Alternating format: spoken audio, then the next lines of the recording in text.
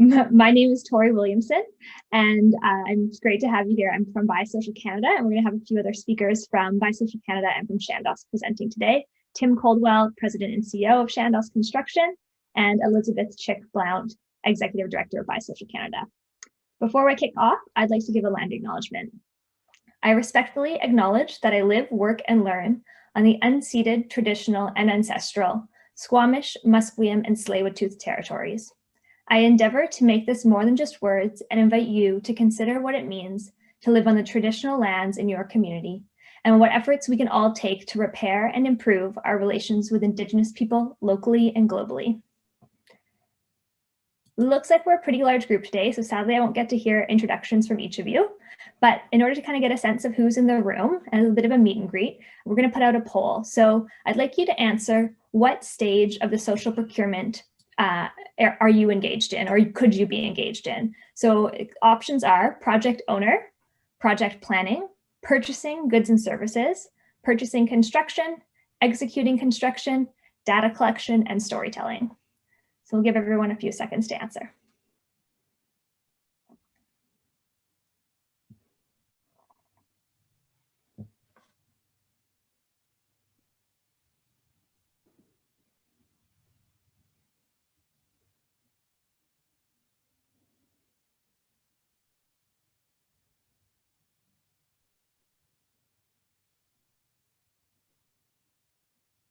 Okay, looks like we've got some project planning as the lead. We've got purchasing goods and services.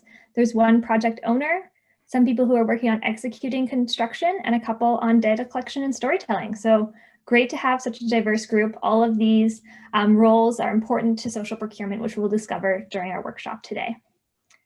So now I'd like to introduce the agenda. So we're going to talk about the what and why of social procurement, and then we're going to talk deeper into social procurement implementation. How do we put this into action?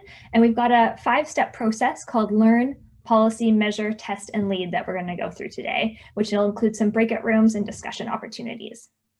Now I'd like to hand it over to Elizabeth Chick-Blount to introduce Social Canada. Thanks, Tori. Tori said it's so great to see so many faces here today. For those of you who we haven't had the chance to connect with before, Social Canada is a social enterprise with the mission to advance and grow social procurement practices. So to leverage a social value from the goods and services that we're purchasing, from the buildings that we're building, in order to build a healthy community. Because everything that we buy has a social, environmental, and economic impact. And when we start to be conscious of that and work on that together, we can contribute to the health of our communities, to healthy and vibrant and thriving communities. So at Social Canada, we do that in a number of ways. We create tools and resources, we do webinars and workshops, and we work with organizations, including government at all levels, and with corporations and social enterprise suppliers as well. And so one of those corporations that we work with is Chandos Construction. And so we're really glad to be co-hosting with them today. And I'll hand it over to Tim to introduce himself and social procurement at Chandos. Thanks, Liz. And it's great to be here today. My name is Tim Coldwell. I'm the president of Chandos. And I self-identify as an at-risk youth. I don't know where I would be today if Chandos didn't give me an opportunity some 20 years ago when I was 17, turning 18. I didn't have the best experience. I didn't have the best grades. I found a second family, a sense of purpose and a community in the construction industry, and it's driven me over the years. So when we talk about social procurement, the way I think about it, it's really the intersection of local community needs and the buying power of a project. And it's really about how our project can benefit the local community. Next slide. And so the best way I have to describe this is I've got this photo up on the screen. And, you know, the red vest, the two guys in the red vests are long-term red seal carpenters working for Chandos. And the yellow vest folks are Indigenous youth that we hired on one of our projects. And the way we think of this is we can hire anyone to push a broom at $18 or $19 an hour as a laborer on our job site. Let's hire the kid that's riding the bus 2 hours a day, back and forth to school, working 2 minimum wage jobs, trying to put food on the table for a brother or a sister because mom and dad aren't around. And when we do that, that individual that we give an opportunity to and that chance in life comes to work with a huge smile on their face. They work hard, they have a great attitude. We put them in our apprenticeship programs, and every large general contractor in Canada pays for their staff to go through apprenticeship training. And Chandos is no different, so we do that. It depends where you live in Canada, but an apprentice carpenter in Canada makes something of the order of magnitude $24 an hour, straight time. And red seal carpenters, depending on where you live, make anywhere between $36 and $39 an hour, straight time. And so we as a contractor can take someone who may have been on a path towards crime and or poverty and give them a high paying job in the construction industry. And it costs us nothing to do that.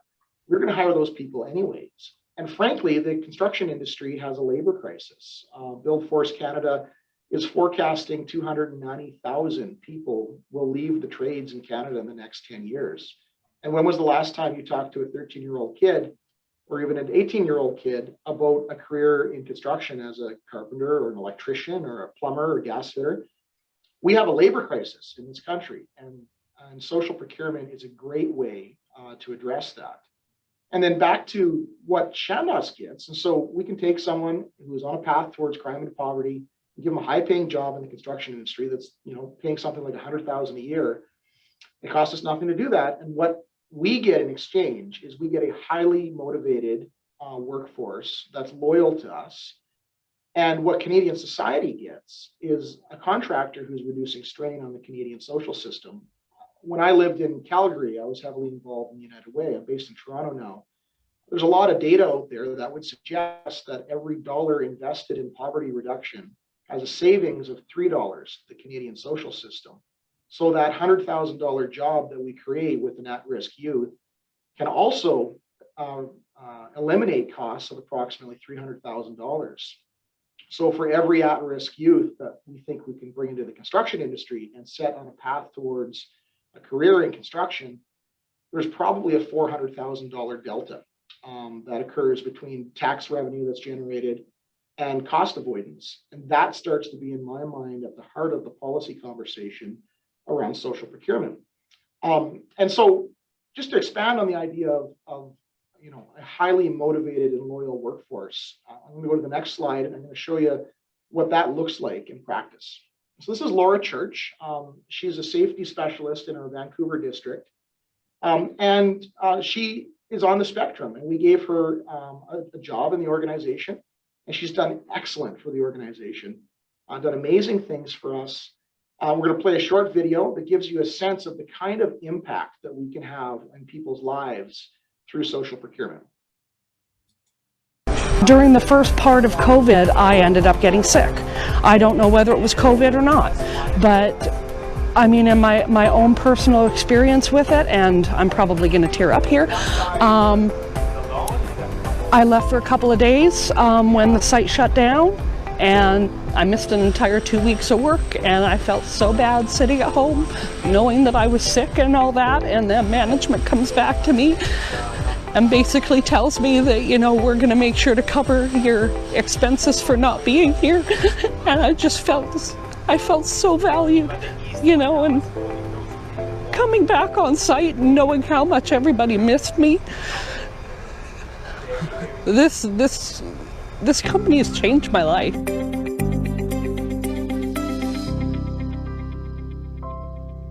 I think the thing to think about there is what if Chandos as an organization had hundreds of people like Laura, and what could we do with a workforce like that?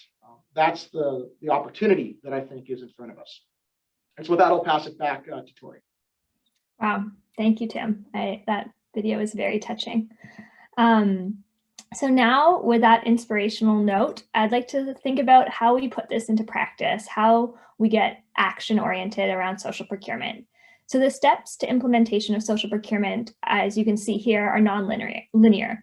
Depending on a range of factors, including your priorities, capacity, and existing understanding of social procurement, you may choose to take on a number of these steps at once or in an order that makes sense to you. Whichever order you choose, the steps below are key to the long-term success of social procurement implementation at your organization. So today we're going to start with learn. So let's learn about social procurement. Before we get too far down that path though, I want to know what everyone's existing knowledge is. So we're going to put another poll up, and I'd like you to share how much you already know about social procurement and how much experience you have. Have you already done it? And that's one of the options on there. So fill out that poll and let's see where everybody's at.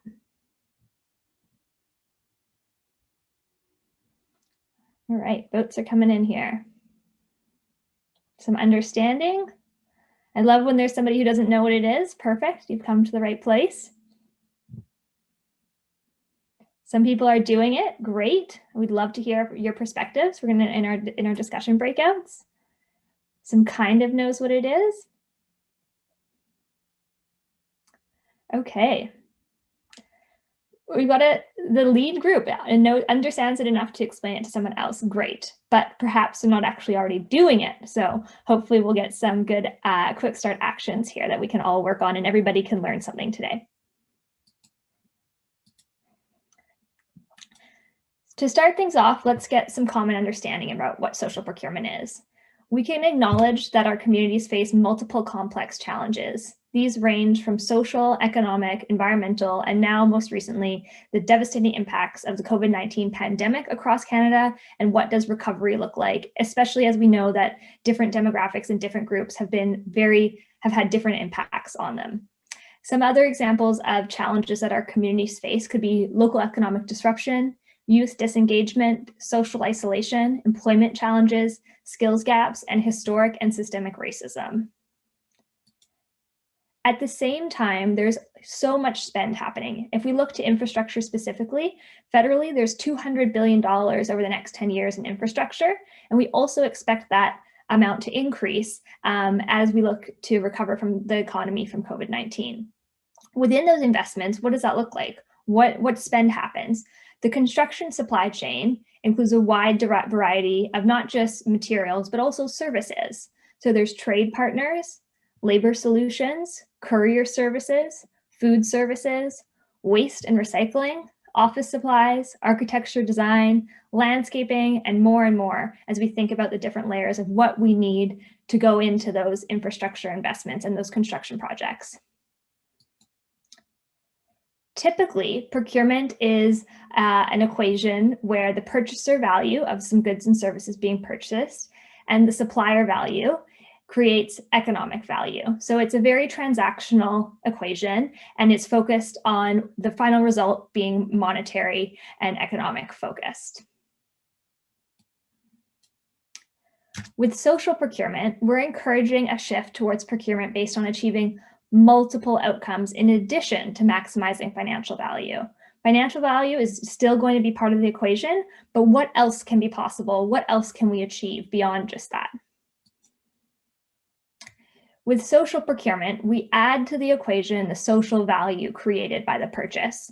So we're going to explore further what that could look like, but that social value then creates not just economic value, but community value.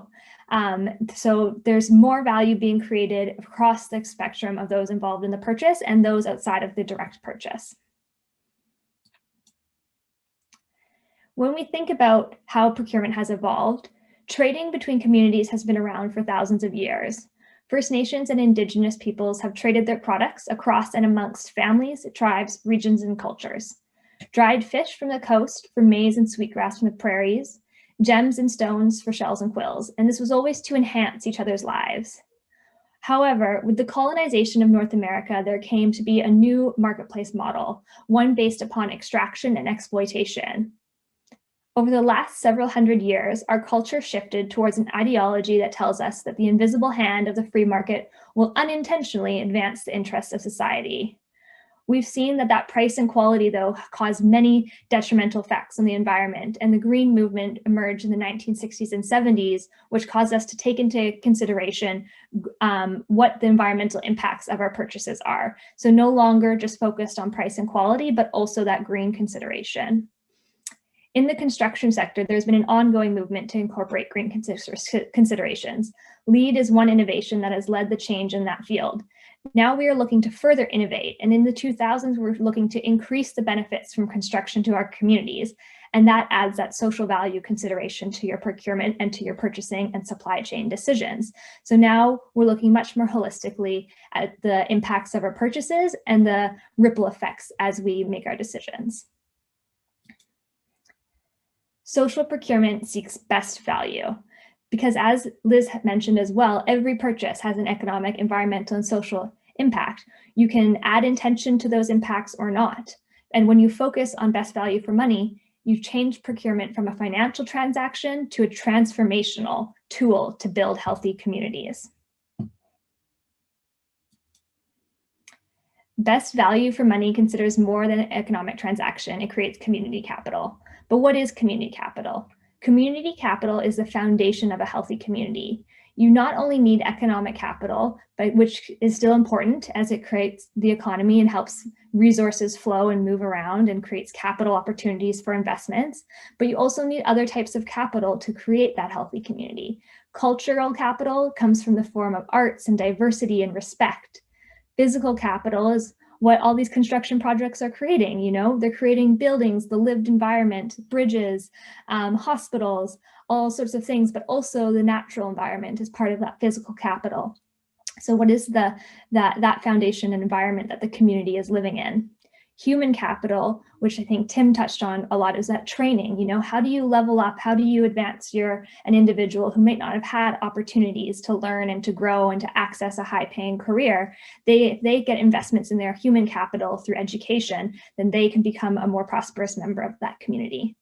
And of course, social capital. The families, institutions, and networks, the glue that holds us together. Hearing Laura speak about how she felt valued, how she was missed, how she was part of the community. If you face social isolation and you don't have that place in your community where you're part of it, then you're missing so much. And social isolation is a huge challenge that we face. So how can we incorporate all of those challenges and leverage our purchasing, which is already happening, to create all of these diverse and awesome types of community capital? When we think about social procurement and what can be possible, you know, the community capital framework seems like a lot of, you know, ideas and nice things. Okay, but what does that look like on the ground? In construction and infrastructure projects, the Vancouver Island Construction Association did some research, and they found on a $1 million contract, local suppliers created 3.6 jobs compared to 1.8 to 2 jobs with multinational corporations. That's double the amount of jobs just by thinking about local suppliers. So if you're thinking about your own projects and who to contract with, there's an opportunity for that ripple effect just by contracting with a local supplier. Local suppliers also create an economic multiplier effect. So research by Loco BC found that for every $100 spent with a local office supply business, $63 was reinvested locally. That reinvestment happens in the form of wages, it happens in the form of purchasing, it happens in the form of philanthropy and the practices of that business. Whereas for a big box, and this is one with a physical presence, let alone an online retailer, who maybe isn't even in your community, they're only reinvesting $14 locally. So if you're thinking about your community and how you can help it prosper by buying from a local business, you're helping to recirculate and multiplying the money that you spend within the community. Here is an example of the added benefits beyond just a local business. Okay, what else can you do? There's contracting with social enterprises.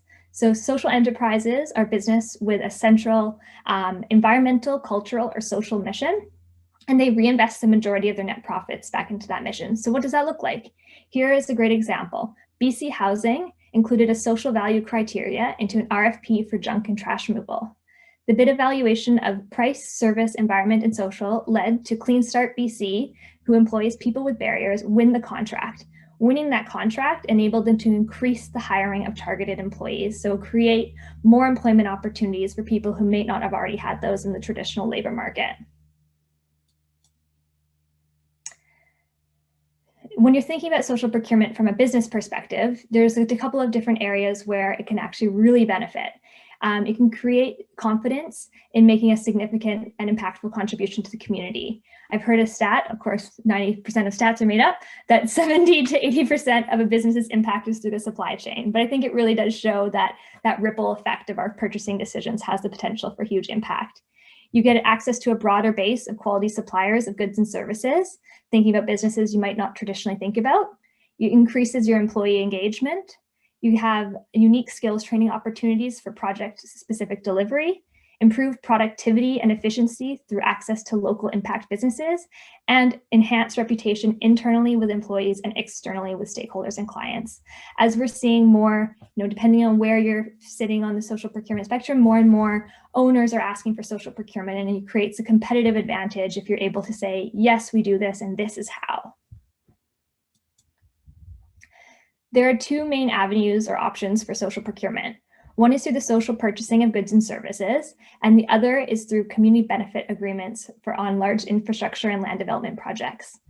Goods and services are the acquisition of the normal items that you purchase: office supplies, catering, cleaning, printing, couriers. Community benefits are predetermined and defined social value outcomes that will be delivered as part of a major infrastructure or land development project. So what does that look like? It's an agreement between community, developer or owner, depending on what type of project, and government. And this agreement on these large infrastructure and development projects, we really like to use this model of 4 key opportunity areas to help break down what those opportunities could be for those social value outcomes on a community benefit agreement. So they are employment, skills and training, social value in the supply chain, and community development. Here are some examples of community benefit agreements that are happening across Canada. Infrastructure Canada has an initiative to create community employment benefits. And these, I think I've heard over 80 projects across the country that have community employment benefits targets.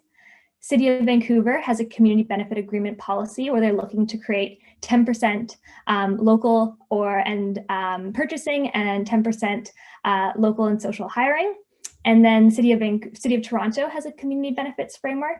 And Chandos is doing a voluntary community benefit agreement, which we're going to talk about a bit more later on First and Clark in Vancouver. Here is what the Infrastructure Canada Community Employment Benefits policy looks like. They've got an opportunity to target at least 3 out of the 8 following CUB target groups and looking for employment hours or for the small, medium, and social enterprises contract spend on those projects.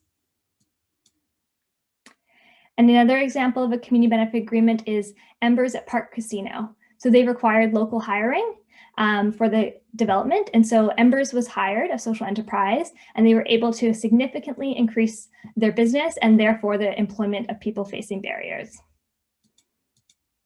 If you're interested in learning more about social procurement, you've come to the right place. Social Canada as a social enterprise offers all of our tools online for free. So please encourage you to check these out. We have the Guide to Social Procurement, which is your introduction and 101. We've just released this awesome Guide to Social Procurement and Construction Infrastructure Projects, which Chandos has helped add information to help us design and really add those best practices. And they look at best practices as 4 top delivery models, so you can really know how to put it into a project. And if you're doing an RFP and you're thinking about or you're working on a community benefit agreement, the Social Value Menu series walks through step by step and has great examples of how to do that. If you're working with suppliers and they're like, how do I respond to a bid? We've created the Supplier Guide to Social Procurement. So lots of great tools and resources available. All right, ready for step 2. That was a lot of learning and opportunities to learn more, so I hope that helped. Now we're going to talk about policy. Policy is really important because when you set your objectives, all of your actions then flow from that, and you'll need to know how to reflect whether or not you've reached success. So really setting the policy and what that implementation framework is really a critical step. Here are some examples of things you could be trying to achieve. So when you think about a policy, you're thinking about what are you trying to achieve? It should include the objective and some direction on how to get there. It should be simple and it should be direct. So here's an example. Chandos is a bisocial pledge leader, and they've made a commitment that over the next 5 years, they will shift at least 5% of their addressable spend to social impact organizations, which include certified social enterprises, B Corp, Aboriginal businesses, and other diverse businesses. The City of Vancouver CBA policy, which I touched on, has that local and targeted employment of 10% and local and social purchasing of 10% on those redevelopment projects. So the first one that's kicking off right now is St. Paul's Hospital, which Bisocial Canada is supporting on. What does this look like in action is that the project applicant must agree to complete the CBA, And then the build and operation permits are tied to the best efforts of the applicants. It can be across the entire lifespan of the building. So it's not just necessarily on the build phase, but this is also looking at the design and operation. So when St. Paul's Hospital is operating, they'll need to have maybe a social enterprise cafe, or they'll need to have local hiring. So really making sure that this big infrastructure project is creating those lasting benefits for the community. We've developed some tools and help support. This is what the Vancouver CBA policy implementation looks like. So they have a toolkit of resources. They've been doing active community engagement. There's collaboration and support through multiple working groups, and there's reflection and feedback. So your policy should be an iterative process. If you put something into place and you need to reflect and adapt, be open to that. Now, I'm going to ask you, what objectives could you work towards in your own social procurement projects? What are the needs you feel like you see in your community that you could help support? What are the opportunities? What's important to you? What change do you want to see? So we're going to have breakout rooms, and we're going to have 15 minutes, and then we'll come back to the main group for a quick debrief.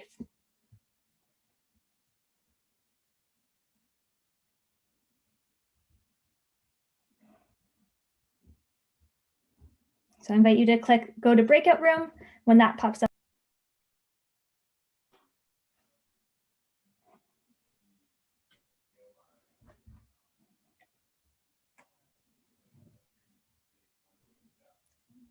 All right, welcome back, breakout room discussion groups. I hope you had some great ideas about possible objectives for your social procurement projects. I'd like to invite the facilitators to raise their virtual hand if you want to share a highlight or something interesting that you heard in your discussion and you'd like to share with the broader group.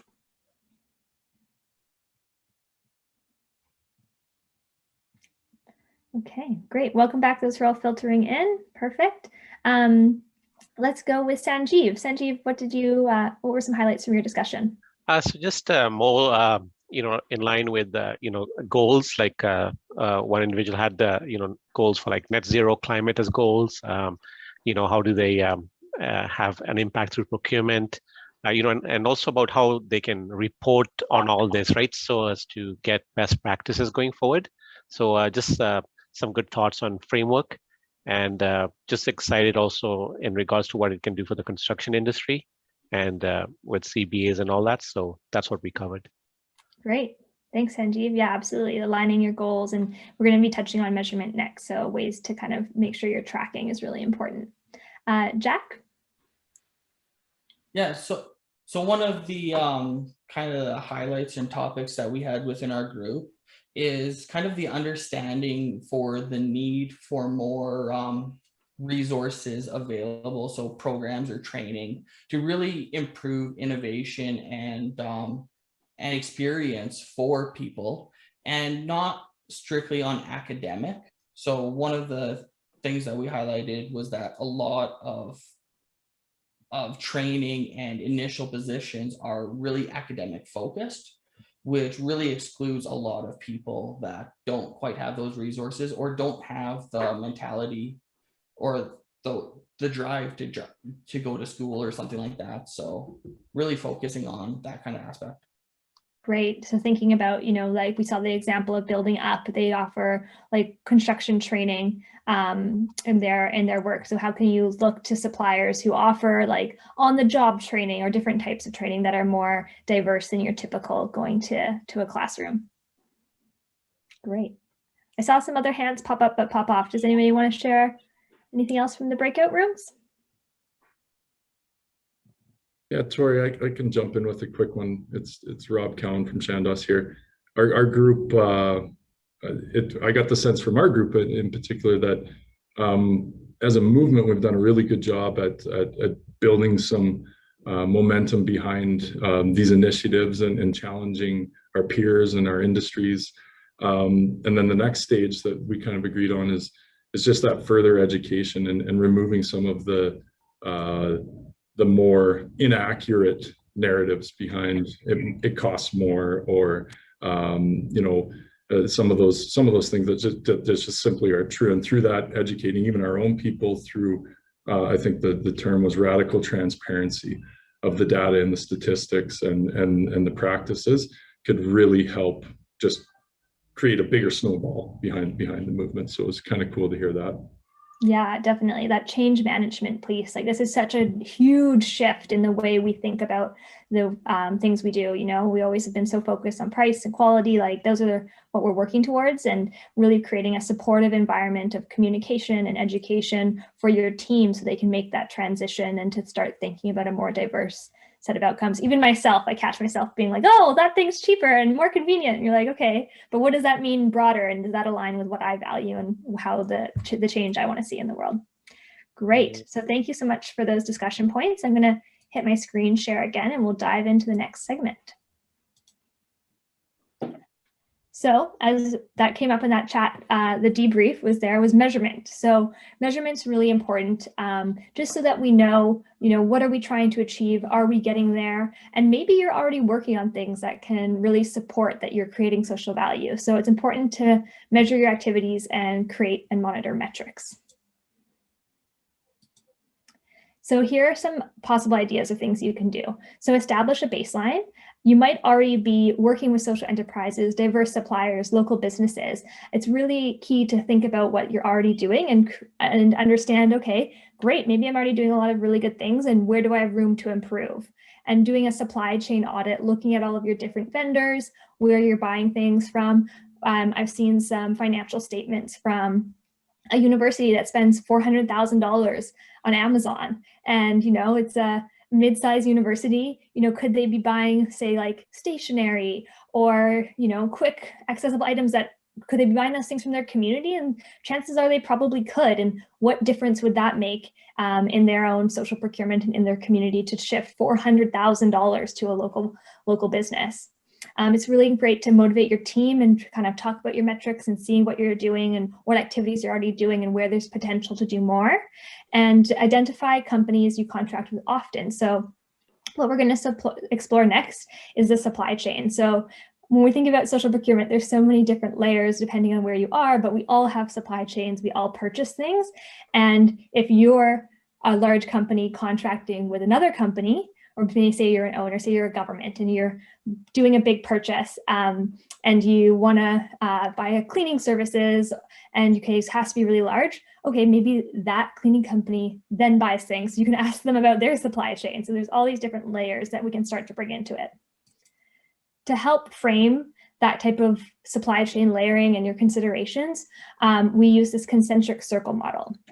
So at the center of the concentric circle model, we have social enterprise. Social enterprise, because they are mission focused and reinvesting the majority of their profits back into that mission, they're going to have huge opportunities to create community capital. But if there's no social enterprise available, what you're searching for, or in the area, like geographically where you are, think about, okay, maybe a local business. We saw all the social value that local businesses create. Okay, maybe a regional business with social value. Okay, maybe asking those regional and local businesses about their supply chains, and you can see the supply chain rings there to kind of think about the deeper layers of the purchase. So asking your suppliers about their suppliers, and so many opportunities to create social value and to integrate that into your purchasing and into your business. Here are some examples of social value outcomes and possible metrics for a construction project. So as you begin to think about measurement, you're going to want to decide on which key metrics to track as they relate to your objectives. Here you can see these examples. So we've got number of certain types of businesses, so number of contracts to social enterprises or small and medium enterprises. We've got number of employees, specifically to equity seeking or target groups. We thought about, if you think about that community employment benefits example, they're looking at specific target groups. And so tracking the number of employees, but also the total number of hours, the total value of contracts. If you're thinking about training as being a goal that you're working towards, that you think is important for building community, so number of apprentices, number of paid work experience opportunities. If you think Indigenous businesses in your area are a great thing that you want to try to increase through your supply chain, number of contracts. You can think about the total dollar value of local materials, and then there are other community benefits or contributions that you could be tracking as well. So lots of different options. And when you're thinking about your metrics, you want to tie them to what your objectives were. So the objectives that you identified in the discussion, think about ways you can then align outcomes that will help lead to those impacts. So now let's start putting things into action. I think I like to think of the test phase as doing, having social procurement pilots, starting to put social procurement in place and seeing what happens. We've got a great tool to help you implement social procurement in the social value menu series. What we have here is a social value menu for community benefit agreements. And so this 5-step stage walks you through in our menu, which is available free on our website. So you initially, like we've just done, is you identify your strategic organizational goals. These are high level. It could be end poverty, it could be training, it could be, support Indigenous businesses, high level goals. And then step 2 is you identify desired outcomes by opportunity area. So that's the employment, training, social value supply chain, and community development. Next, in number 3, you draft your RFX language. So you ask questions of your suppliers that relate to those outcomes. How will you choose your suppliers for this project? Will you be having any diverse employment practices? Will you be subcontracting to social enterprises? You can have these questions, and there's samples in the social value menu that you can just take. You can take those and use them. And we even include a framework for how to evaluate, because that's always a challenge, is how do you evaluate those types of questions? And then number 5, you can establish the metrics that relate to those objectives for contracts and reporting. If somebody puts into a bid that they're gonna do this X amount, you can put that in the contract and say, great, we're gonna put that in the contract, and then you can report on it. So here we can see some examples of social procurement policies putting into practice. This is St. Paul's Hospital, which I touched on briefly. So it's the first project under the new policy, so it's going to be really exciting. We're looking forward to working with PCL Construction and supporting them in creating the community benefits for this project. When we're working with them and we're thinking about how to build social procurement opportunities, here are some questions you can ask yourself to think when you're thinking about social value outcomes.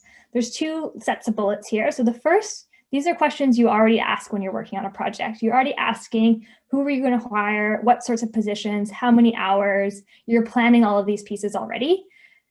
Next, you just say, take that one step further to think about the possible social value outcomes. So how many of those roles could be made available to individuals from equity seeking group? Or which organizations are in the community that I can work with to find these employees? We saw Building Up in Toronto. We know about Embers in Vancouver. There's Impact Construction in St. John's, and all of these great construction social enterprises that you could collaborate with on projects. And procurement, what are you going to buy? Who would you usually buy from? How much would it cost? Maybe think about diversifying who you would usually buy from. On the Park Casino project, they had to have 10% local purchasing. So instead of going to their standard furniture, chair, table, whatever maker in Las Vegas, they're like, okay, found a furniture company in the Lower Mainland. And that was a huge contract for that local business and a great opportunity. And just because the policy caused that pause and consideration of, okay, where can I possibly shift my behavior to create our community benefits? If you're thinking about how to find social enterprises, we've got a certified social enterprise directory on the Buy Social Canada website. It's free. You can search by location, you can search by service, and it's a great resource. All of these social enterprises have been vetted by us and confirmed to meet our definition, which you can find more details about on the website. But this is a great spot, and you can call them up and contact them if they have the service you need in the area you're looking for, which is a great tool. Oh, I've been speaking about Building Up, but now we're going to learn a bit more about Building Up. So I'll show you their video to learn about the possible impact it can have from working with a social enterprise.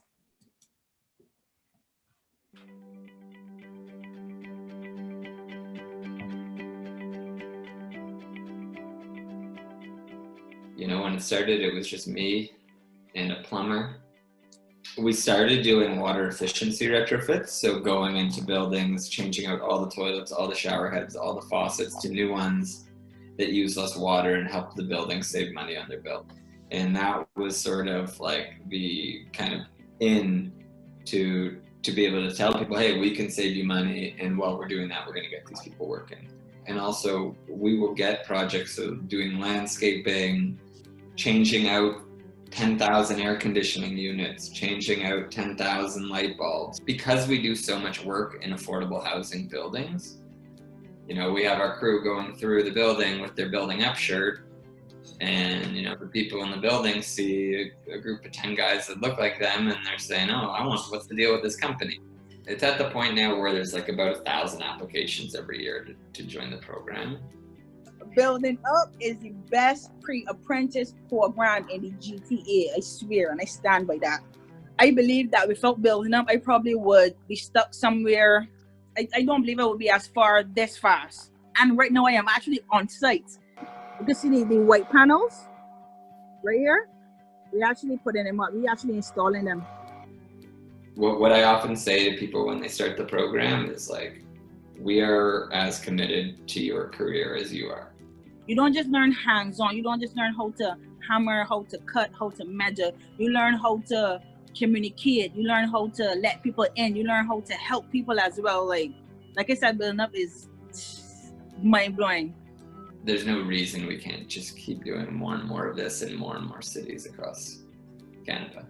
I've definitely seen more opportunities for sort of intentional social procurement versus being just like something someone randomly wanted to do. You know, I hope it can be something like, you know, fair trade coffee, sort of fair trade construction.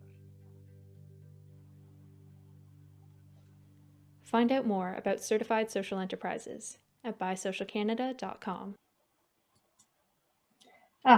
Great video. Building Up, see, you know, we're thinking about training, how those opportunities, we're thinking about education that is more diverse than your typical classroom, and that is a great example of a social enterprise you can work with that can help you meet those needs on a construction project. So I've kind of talked through opportunities for hiring. We've talked about opportunities for social enterprise contracting. I'd love to hear about some ideas or opportunities or projects that you have for social procurement. So we're going to go into another set of breakouts, so 15 minutes, and then we'll come back again for a debrief. Good luck, and I look forward to hearing about your ideas.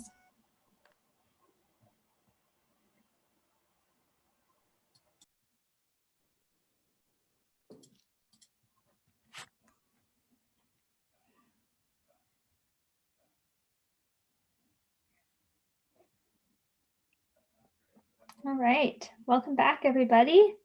Hope you had some great discussions in your breakout rooms. A few more filtering in. Okay, great. I'd love to invite some of the facilitators from the groups to raise your virtual hands, and I'd love to hear some of the ideas that were discussed around opportunities and projects that could include social procurement.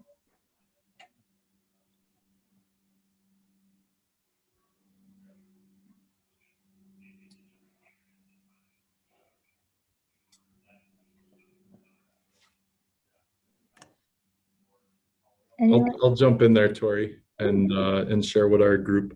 We had a nice small group, so it was very very personal, and there's a little bit of passion behind it. But the thought of just kind of taking it to the next level.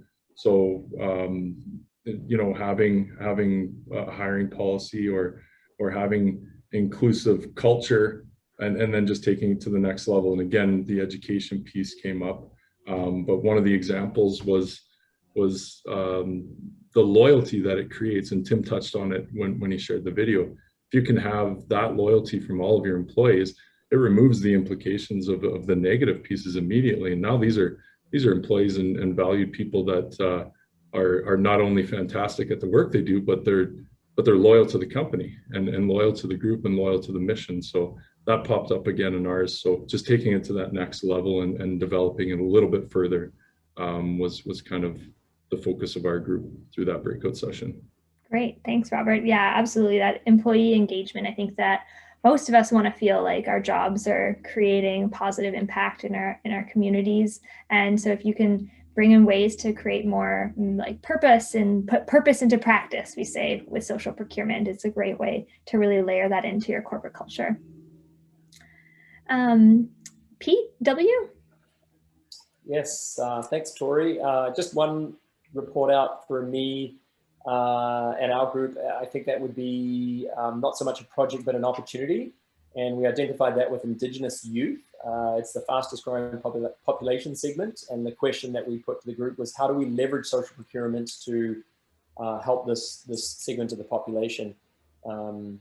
Yeah, so that was something that we see as a low-hanging fruit opportunity that social procurement could have a real impact on this segment of the population.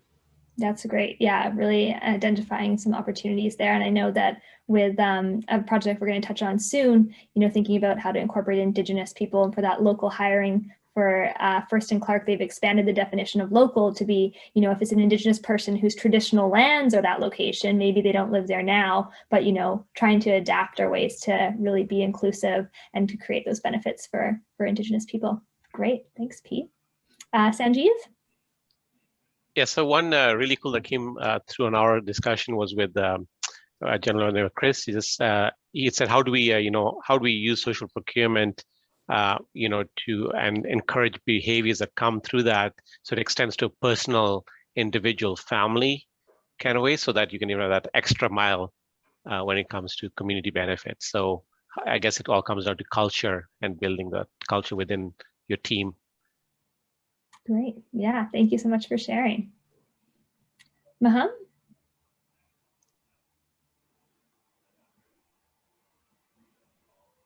Oh, Maham? You can't unmute? He might be set as an attendee, maybe. Yep, done. Thanks so much, Tori. Great. So we had a really interesting discussion. I think I was in a breakout room with people who were actually doing social procurement. So that was really interesting. And we had some broad themes come out. One, which Tim Laurent, I think, kind of pressed upon, was the importance of community engagement. So at Chandos, they're like, yes, we definitely want to have a positive impact in Indigenous communities, but we want them at the table. So we want to have it with the involvement of those individuals. So that was one thing that came out. Supply chain analysis. So are there actually social enterprises within your supply chain, and to make sure and to identify them and to kind of bring them on board. And the third thing that we spoke about was scale. So we talked about how, yes, pilots and everything was great, but then when you're at a later part in your social procurement journey, how policies and kind of strategies around scaling up are also super important. Great. Thanks so much, Maham. Lots of good goodies there. And I think when you're thinking about the engagement and conversation, I really appreciate some perspectives shared from residents of the downtown east side who have come out. I'm sure lots of people think about, oh, poor this neighborhood and we need to help these people. But I think it's really not a helpful attitude to have necessarily when they're not at the table. And so they say, nothing about us without us. So making sure that you're working with the community, co-creating and collaborating so that what your positive intentions are can actually have positive impact. Great. Does anybody have anybody else from the facilitator groups want to share any thoughts? Hi, Tori. I can't raise my hand for some reason, but I just thought I would share for a second what came out of our group. So a couple of themes came out. One centered around actually changing what sounds right now as a challenge or a barrier when we talk about potential labor shortages coming up, and seeing what opportunity there might be to kind of ramp up when it comes to social procurement around that, and thinking about that and helping get that message out there for those that are more curious and open. Right now, it's a good opportunity and could be a good starting place. The other centered around kind of increasing the voice of major partners that can help release more growth. The more kind of sponsorship we get as that widens, it kind of helps grow the volume of companies that can share the benefits and lead with that. And then the other theme came around kind of just recognizing that a lot of local and family-owned businesses can really become the heart of that growth as well. And ours was kind of, more of awareness discussion, but it was still great to hear. Amazing. Great. Those are great points. Thanks so much, Lindsay. Okay. Maybe is anybody else who can't raise their hand want to chime in? Okay. Awesome. I will start my screen share again, and we can go into our final segment is about lead, and how do you lead as a social procurement champion? I think that ties perfectly to what Lindsay just was saying about people championing social procurement and helping to grow the movement. So there's a couple of key factors in that I'll identify, and one is really telling the story. Storytelling is so critical in social procurement to explaining what you're doing, sharing what you're doing. We want to make sure that this important work isn't happening in a silo, but you're speaking loud and proud and really, sharing the community benefits. You're sharing then, your competitive advantage by showing, potential clients the great work you're doing. You're sharing that with your team and your employees and helping to build your brand. So here's a video about community benefit agreements that features a couple of social procurement champions. A community benefit agreement, or CBA, is a legally enforced agreement with clearly defined objectives that benefit the community residents.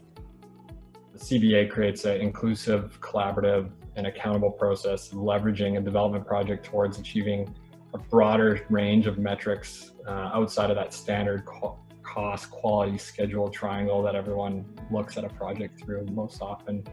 A CBA goes beyond the standard scope and adds a community benefit to the project development. Some of the benefits of a CBA can include equitable hiring practices, funding for training, neighborhood improvements, and support for social enterprises. We have to be continually making sure that we're making the best decisions possible for the city, for residents, and for the project itself. And make sure that people understand why we're looking at this. What are the broader goals? What are the broader opportunities? We look to experts like by Social Canada to demonstrate that these resources are out there and we can make use of them. That's really what our role is to be making the best decisions possible with the resources we have for the residents that live in the city. For more information about CBAs, please visit bysocialcanada.com.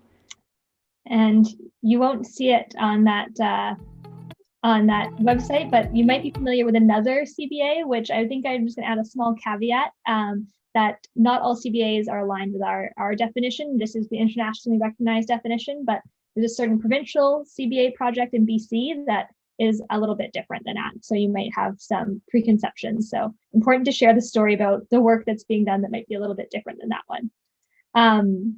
And then as leaders, you want to create that change. This is from Chandos's website. And when they think about social procurement, it's really saying that every business can and should make the world a better place. And a great example of that change happening in action is the First and Clark project that BC Housing is the owner of, and Vancouver Coastal Health and the City of Vancouver as well. And it's a really cool building that I just think is a great idea in general, where you've got addictions support center with transitional housing and social enterprises all on the site. Chandos is a general contractor on that, and they said, we want to create benefits on this project. We're going to choose to do a voluntary CBA. So that's an option under Vancouver's community benefit agreements policies, that voluntary CBAs can happen. And they want to commit to ensuring social procurement for at least 10% of the total project value. So thinking about local and first source hiring and local purchasing and ways to create benefits, not just in the final result of a very community-centered building, but during the development and construction of it as well. So really awesome to see, and I'm excited to follow this project as Chandos works with BC Housing to create those community benefit agreements and do the only voluntary CBA that I know of in Canada. So that's really great to see. Now I'm going to hand it over to Liz to wrap us up for today. Not wrap us up, she's going to do wrap us up for By Social Canada. Thanks, Tori. I can't believe that we are already at the end of the session. That has flown by.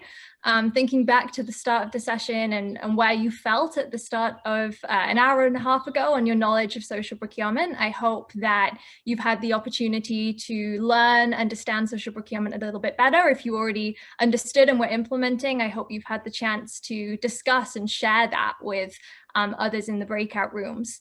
And this isn't the end of looking at social procurement implementation. This is the opportunity to continue that journey.